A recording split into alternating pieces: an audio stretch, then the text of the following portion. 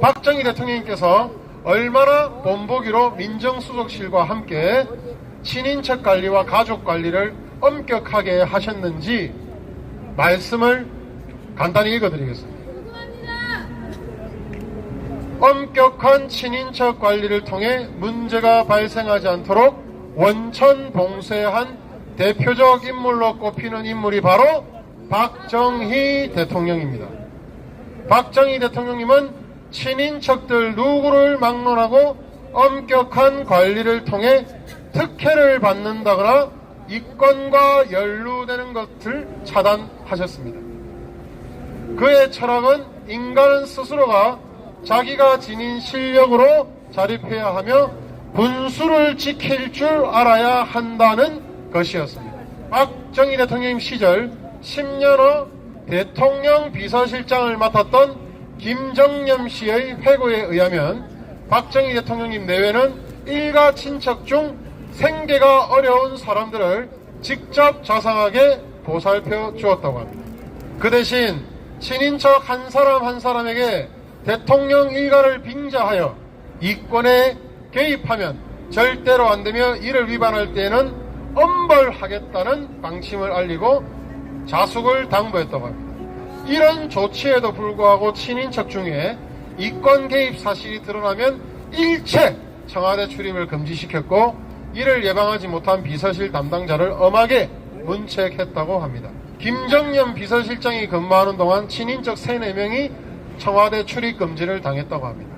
민정비서실에서는 이 사람들을 포함해 이권에 개입할 소지가 큰 인사들의 명단을 만들어 집중 관리를 했다고 합니다. 박정희 대통령님의 맏형 박동희 씨는 동생이 대통령 재임 시절에도 구미면 상모리에 초가를 지으며 농사를 지으셨습니다.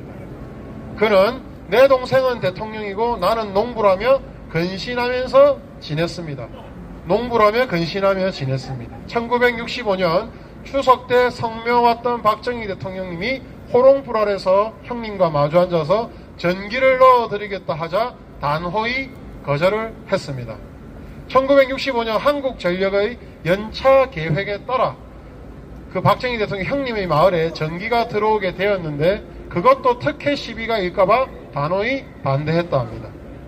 나중에 한국전력 사장이 직접 찾아가서 설명을 하자 다른 집에 전기가 다 가설된 후에야 자기 집에 전기를 받아들였다고 합니다. 그분이 바로 박정희 대통령님의 형님입니다.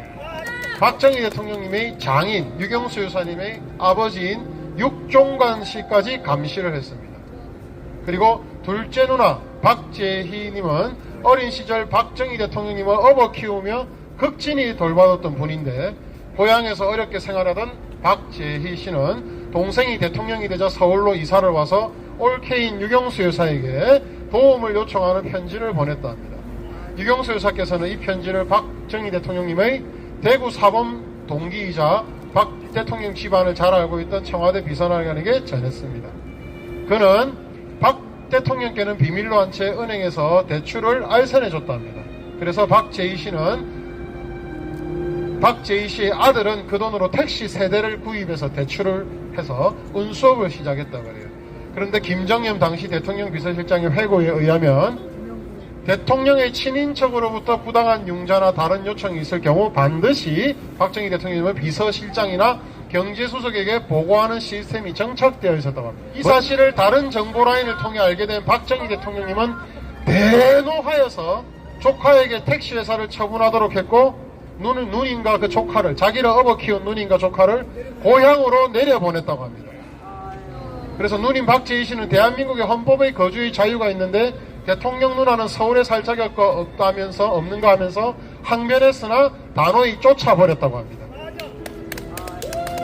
이후 박정희 대통령의 누님 박재희 씨 집 주변에 경찰까지 배치해서 청탁하려는 자들의 출입을 감시했다고 합니다. 네, 박재희 씨는 우유 배달을 하며 생계를 유지했다고 합니다.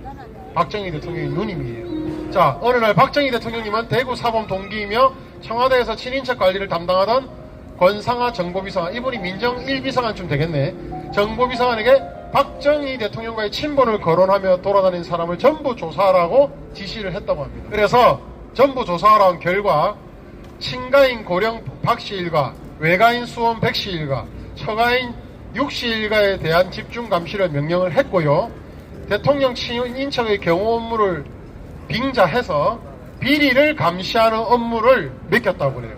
그래서 해당 지역 경찰서 정보과에서 전담하게 돼서 박정희 대통령이 돌아가실 때까지 그 일가 친척 모두의 비리를 불법을 감시하고 사전에 예방을 하고 차단을 했다고 합니다. 국종관 장인어른은 소실 한 명과 서울에서 살고 있었는데 매일 아침 형사가 집 앞에 나타났고 외출할 때면 어김없이 그를 따라다녔다. 참다 못한 장인 육종관은 내가 독립운동한 것도 아닌데 왜 맨날 형사가 따라붙는가? 사위가 대통령이면 대통령이지 내가 왜 이렇게 고생해야 하는가라고 항변했다. 그럼에도 끝까지 뒤를 쫓아다녔다고 합니다. 박정희 대통령은 금융기관이나 조달청, 전매청에 국회의원이나 권력기관에서 엉뚱한 부탁을 하면 바로 나에게 보고하라. 보고하지 않으면 기관장을 문책하겠다는 엄명을 내렸다고 합니다. 몇몇 은행장으로부터 모 공화당 의원이 대출 청탁을 했다는 보고가 올라왔다. 박 대통령님은 해당 의원에게 일국의 국회의원으로 지위를 이용하여 대출 청탁 등의 행동을 해서는 안 된다. 또다시 이런 일이 발생할 경우 특단의 조치를 취하겠다라고 경고서한을 그 국회의원한테 보냈다 합니다. 당시 청와대 사정수석 비서관, 이게 민정수석실 안에 있는 비서관이죠. 사정수석 비서관실에 근무했던 모인사는 박정희 대통령님이 권력의 핵심부에 있던 사람들의 일거수일투족을 관리하셨다고 한다. 정보비서실에는 요인 동향 보고라는 문건을 대통령이 걸렸는데 주로 여권 핵심부 인사들이 언제 어디서 누구와 만나 이런저런 이야기를 했다는 식으로 쓰여져 있었다. 그 과정에서 조금이라도 비리를 저지르거나 사회 통념에 벗어나는 이권 청탁을 한 사실이 밝혀지면 친필로 경고 서신을 써서 사정비서실에 내려를 보냈고 자신이 그 서신을 해당자에게 전달하는 역할까지 시켰다고 합니다. 중앙정보부와 보안사령부에 보고받은 정보 중에서 직접 보관하는 것을 제외하고는 비서실장도 참고하면서 내주셨는데 공무원, 국회의원 또는 재계인사에 관한 정보, 주의양기 시점이 필요하다고 생각하는 경우 비서실장이 당사자들과 만나 확인하도록 했다고 합니다. 또 호화주택, 토지 임약 등 관계법규 위반의 경우에는 민정비서관실이 현장 확인을 하도록 지시했다고 합니다. 공직자나 재계인사들이 분수에 맞지 않는 집에 살 경우 정보비서관실 직원에게 현장 사진을 찍어 오도록 해서 직접 확인까지 하셨다 합니다. 2, 3차에 걸친 공직자 주택 일제 조사가 실시되고 가끔 호화주택을 보유하고 있다는 세평을 듣는 재계인사에 대한 집 현장 확인 소문도 알려지면 재계인사들은 서둘러 호화주택을 팔아치우거나 그 주할 외교관이나 주재 상사 주재원들에게 빌려줬다고 합니다. 그래서 박정희 대통령님 재임 중에 18년 동안 장관이나 공무원들에게 경제발전에 총력을 기울여라. 정치 권력의 압력은 내가 막아준다라고 행정적 안정을 선택하셨습니다. 경제발전에서 필수 불가결한 것은 정치 안정, 행정적 안정이었다. 그러나 박정희 대통령님은 정치적 발전을 일단 희생하고 권력을 누르면서 행정적 안정을 선택하셨다고 합니다.